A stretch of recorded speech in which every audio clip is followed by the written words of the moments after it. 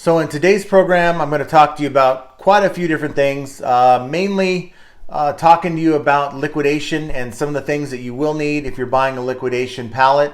And got some questions for you as well. So without any further ado, let's go.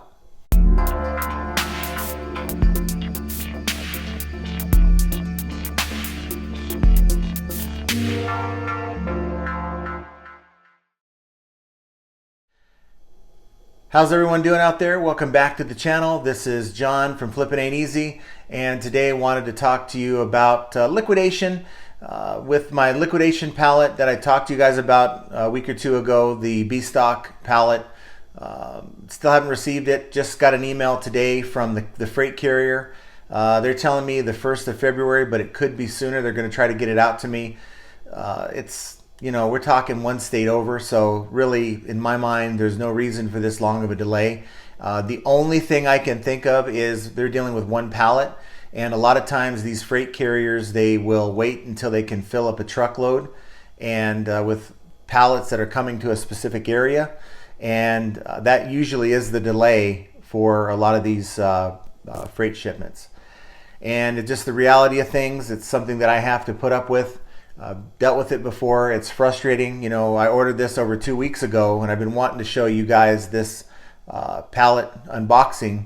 As soon as I get the pallet, I will make a video. I know a few of you had expressed interest in actually seeing a video of me unboxing this B-Stock Costco electronics return pallet, and I want to do that for you, and you should see something from me here within the next week or so, I'm thinking.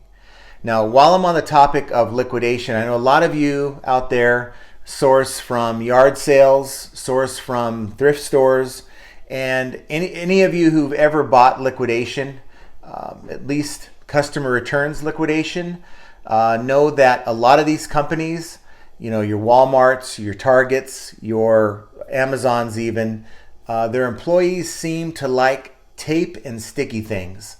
Your stickers tend to really stick and adhere to the packages, and it's a pain. And I see a lot of listings where there's a lot of tape and stickers that are still on the packages, and your customers don't want to see that. They really don't. It doesn't look good. Your customer may move on from that item. So what I recommend is one of these little heat guns. They're like $10, $15 on Amazon, and works great. Maybe 5 seconds with that thing and your stickers are coming off. And what usually happens though, as a result of all that sticker residue and tape residue that's left behind on the package, it creates a sticky package. So what you want to use is, I like to use this goof off spray. As you can see, I'm almost out. I need to get some more. This is the best one to use. It's more of an orange type of solution.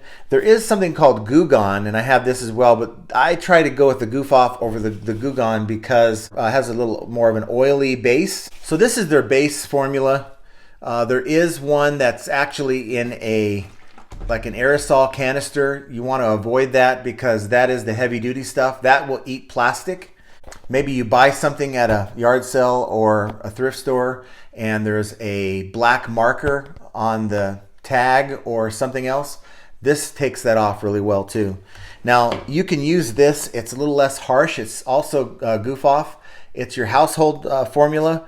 It's not as harsh as this one, so it works with pin marks and things like that. It also will work with sticker residue. It's just not as efficient, and I use both of them. Any of you out there that have bought liquidation will know what I'm talking about. It's sort of an eyesore. Either you deal with it, list the item with the stickers and the tape, or you take a moment to clean up your item. And I can tell you, if you clean your items before you photo them, make them look a little bit more presentable, they are going to catch the eye of your customer, and you're more likely to get that sale. One other thing, once you've cleaned up your item, a lot of times when you're dealing with liquidation, you're dealing with items with barcodes, but if you're buying something at a yard sale, if you're buying something at a thrift store, they may have it in the actual original retail package. And it's always good to have one of these scanners. Now this one's a wireless one. You can get one that's wired. This has an option to be wired, but It works great because you go into your eBay search, you click it on the barcode, it puts the entire barcode in, and it will then pop up that item instead of you having to type in the title and hope that you can pull up some comps on eBay. And this is a nice little tool. It'll save you some time. Works the same way on Amazon as well. So if you're, or Walmart, or any place online where you're doing some research, you have a package and maybe you're trying to see what it sells for retail, you can scan that UPC code and it'll give you the information, and it'll save you a ton of time. And for those of you who type in that UPC code by hand, you don't have to do that anymore. These things, a good one will run about 30 bucks, maybe a little bit cheaper. Always check for the ones that have a good review. And I've gone through, this is my second one in the last 2 years, and I don't think I could actually work without it. It's a tool that I use all the time, and it saves me a lot of time. Just a tip for those of you who may not have thought about incorporating a UPC gun like that, invest in one. It's going to save you some time.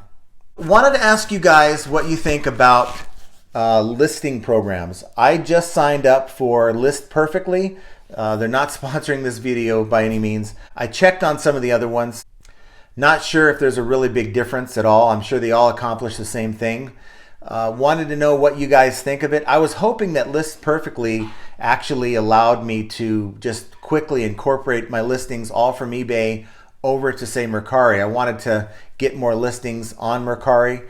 It's not a site I used last year. I did use it in 2019 with some mixed results, but I figure that I can increase my sales if I get more eyes on my product. It's not good to have all your eggs in one basket. I do have some items on Amazon. Last year I had most of my items on eBay, and just want to check out Mercari.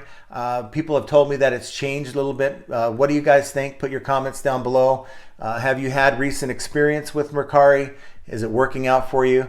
It's something I'm considering, getting all my items from eBay, pushing them over to Mercari, more traffic seeing my items. So that's sort of what I'm trying to do. But I noticed that Mercari has shorter titles, so that may be why it's difficult for any software to just grab what you have on eBay and just throw it on Mercari because of that title issue.